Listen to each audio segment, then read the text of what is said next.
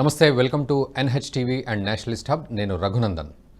So CNN News 18 mega opinion poll నిర్వహించింది. So అందులో Modi factor అద్భుతంగా పనిచేసిందని చెప్పుకోవడం జరిగింది. సో ఓవరాల్గా ఒపీనియన్ పోల్ దేశవ్యాప్తంగా వారు నిర్వహించారు. చాలా నిష్పక్షపాతంగా, చాలా కష్టపడి ప్రజల్లోకి వెళ్ళి, అంటే కంప్యూటరైజ్డ్గా వెళ్ళి వాళ్ళ అభిప్రాయాలు సేకరించి మేము దేశవ్యాప్తంగా కూడా నిజాయితీగా ఈ సర్వే నిర్వహించాము అని వారు చెప్తూ ఉన్నారు. సో అందుకే అది దేశవ్యాప్తంగా చర్చనీయాంశమైంది. ఇదొక ఎత్తైతే మరోవైపు మోదీ 3.0 కన్ఫర్మ్ అయినట్లుగా మనం ఆ రిజల్ట్స్ చూస్తూ ఉన్నాం.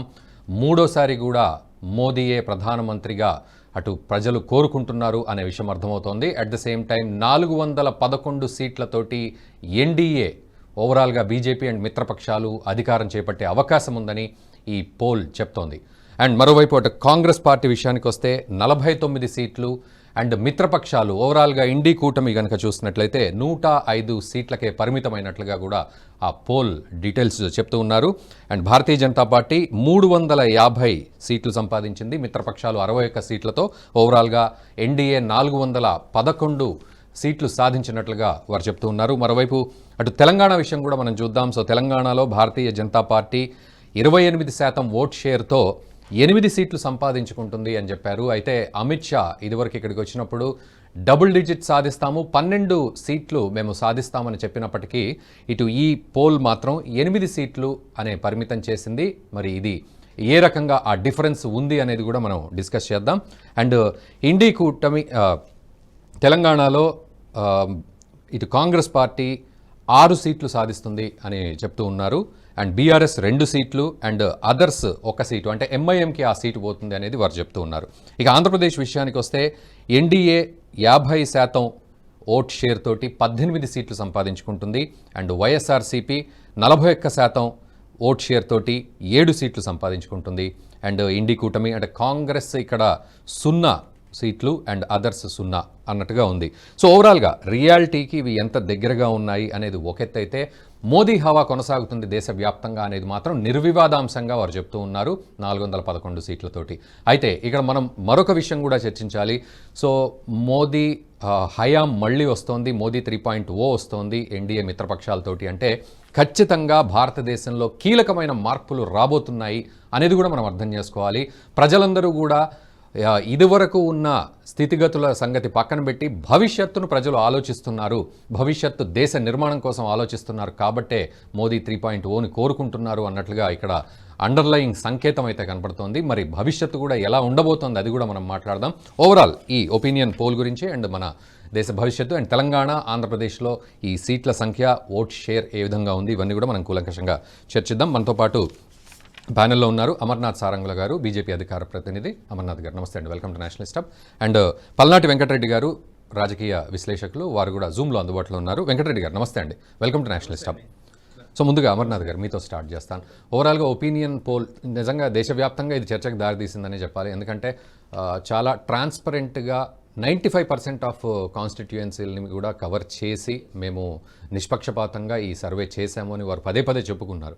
దాంతో ఏంటంటే దాన్ని కన్సిడర్ చేసుకుని ప్రజలందరూ కూడా దాన్నే ప్రామాణికంగా మాట్లాడుకునే పరిస్థితికి వచ్చింది. సో ఆ రకంగా చూసినట్లయితే ఓవరాల్గా ఈ సర్వేలో మోదీ 411 సీట్స్ ఎన్డీఏ. సో దీన్ని ఎలా మీరు అభివర్ణిస్తారు?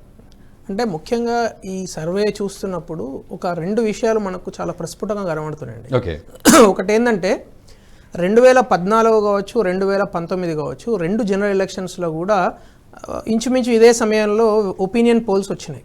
సో ఏ ఒపీనియన్ పోల్ కూడా 2014లో 240 సీట్ల కన్నా ఎక్కువ వస్తాయి బీజేపీ కానీ ఎవరు కూడా చెప్పలేదు. అదే మీరు ఎగ్జిట్ పోల్స్కి వచ్చేసరికి యాక్సెస్ మై ఇండియా వాళ్ళు చెప్పడం జరిగింది, సరే రిజల్ట్స్ 283 సీట్లు వచ్చినాయి.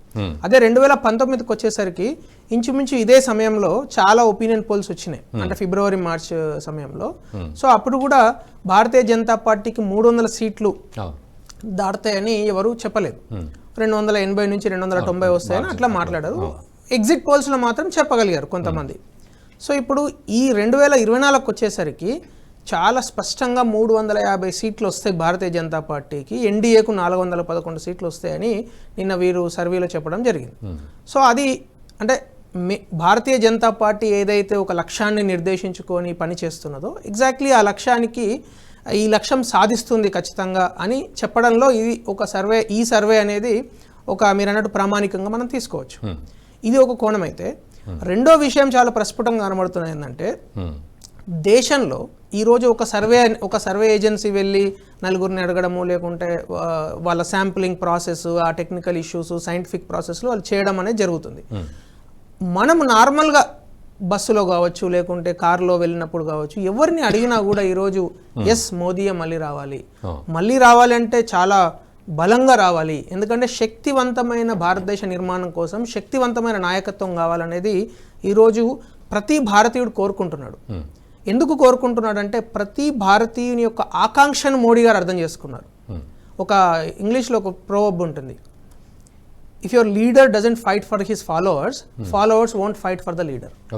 సో మోదీ గారు అనుక్షణం ప్రతి క్షణము భారతీయ పౌరుల గురించి 18 నుంచి 20 గంటలు పనిచేస్తూ ప్రపంచంలో మిగతా దేశాలలో ఎక్కడ కూడా మనకు అగౌరవము జరిగే అవకాశం లేకుండా, మన మీద కనీసం ఒక చిన్న వెంట్రుక కూడా పడకుండా, మనల్ని ఏ దేశంలో మన వాళ్ళు ఉన్న ఉక్రెయిన్లో యుద్ధం జరిగినా కావచ్చు, ఇజ్రాయెల్లో యుద్ధం జరిగినా కావచ్చు, ఇంకో చోట ఏది జరిగినా లేకుంటే హౌతీ తీవ్రవాదులు, ఇలాంటి ప్రతి సందర్భంలో కూడా భారతీయులను కాపాడడానికి నేనున్నాను అని చెప్పే నాయకత్వాన్ని ఖచ్చితంగా భారతీయ పౌరులు, భారత జాతి అనేది వెన్నంటే ఉంటుందనేది మనకు విశ్వాసంగా కనబడుతున్నది. అది ఈ సర్వేలో కూడా చాలా ప్రస్ఫుటంగా కనబడిన 2 అంశాలు.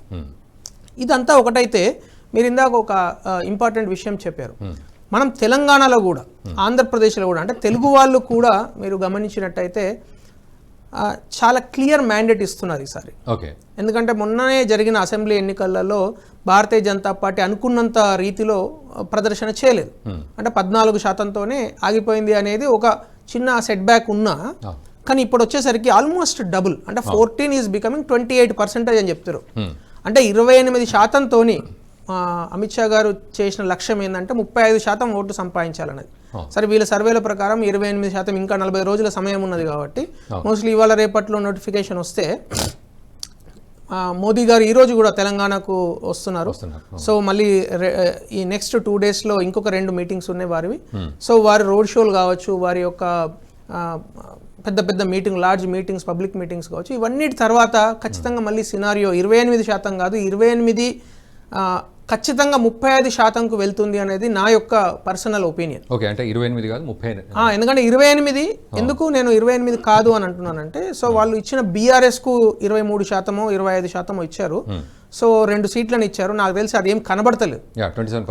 ఆ ఒక్క విషయంలో మాత్రం నేను ఈ సర్వేతో ఏకీభవించాను. ఎందుకంటే అసలు 2 సీట్లు కాదు కదా, వాళ్ళకు 10% ఓట్లు వస్తాయా రావా, ఎందుకంటే వాళ్ళ దగ్గర నిలబడడానికి కూడా క్యాండిడేట్లు జంకుతున్నారు. ఈ వీడియో మీకు నచ్చినట్టయితే లైక్ చేయండి, 10 మందికి షేర్ చేయండి, అలాగే కామెంట్ల రూపంలో మీ అభిప్రాయాలను మాతో పంచుకోండి. Nationalist hub group of channels ను సబ్స్క్రైబ్ చేసుకుని తెలుగునాట జాతీయవాద జర్నలిజాన్ని ప్రోత్సహించండి. ఈ వీడియో కింద ఉన్న బెల్ ఐకాన్ పై క్లిక్ చేయడం మర్చిపోవద్దు.